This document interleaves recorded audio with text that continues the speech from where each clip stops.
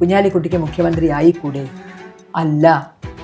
കാരണം ഈ പാരമ്പര്യവും ഈ രക്തവുമാണ് അവരുടെ സിരകളിൽ ഒഴുകുന്നത് എന്നുള്ളത് കൊണ്ട് തന്നെ ഇന്ത്യൻ പാസ്പോർട്ട് ഉണ്ടായതുകൊണ്ടോ, ഇന്ത്യയിലെ ആധാർ കാർഡ് ഉണ്ടായതുകൊണ്ടോ, ഇന്ത്യയിലെ ജനന സർട്ടിഫിക്കറ്റ് ഉണ്ടായതുകൊണ്ടോ അവർക്ക് മറ്റുള്ളവരെ പോലെ മുഖ്യമന്ത്രിയാകാനുള്ള അവകാശം ഉണ്ട് എന്ന് പറഞ്ഞാൽ അതിനെ പെട്ടെന്ന് അങ്ങോട്ട് തൊണ്ട തൊടാതെ വീഴുന്ന ലേശം ബുദ്ധിമുട്ടുണ്ട്.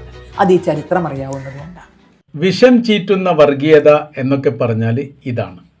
ഒരു മുസ്ലിം നാമധാരി ഭരണസിരാ കേന്ദ്രത്തിലേക്ക് എത്തുന്ന സമയത്ത് ജാതിയും വംശീയപരമായ രീതിയിൽ വർഗീയത ആരോപിച്ചുകൊണ്ട് മാറ്റി നിർത്തണം, ഉൾക്കൊള്ളാൻ വേണ്ടി സാധിക്കുകയില്ല എന്ന് പരസ്യമായ രീതിയിൽ പറയുന്നു. അതിനെതിരെ നടപടിയെടുക്കാൻ ഭരണ സംവിധാനത്തിന് സാധിക്കാതെ വരുന്നു. അതാണ് യഥാർത്ഥത്തിൽ കൃത്യമായിരിക്കുന്ന ജാതി വർഗീയത എന്ന് പറയുന്നത്.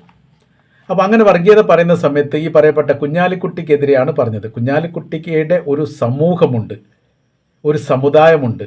ആ സമുദായം പിൽക്കാലത്ത് ഇന്ത്യ ഭരിക്കപ്പെട്ടവരാണ്. മുസ്ലിം സമുദായത്തിൻ്റെ തുടർച്ചയായിട്ട് വന്ന ഒരു പാരമ്പര്യ സംസ്കാരത്തിൻ്റെ തനിമ ചരിത്രത്തിൽ ഇന്നും നിലനിൽക്കുന്നുണ്ട് ഇന്ത്യ ഭരിച്ചവർ. അപ്പോൾ അവരെങ്ങനെയൊക്കെ ആയിരുന്നു ഭരണം നടത്തിയത് എന്നുള്ളത് നമ്മൾ പരാമർശിച്ച് പോകേണ്ടതുണ്ട്.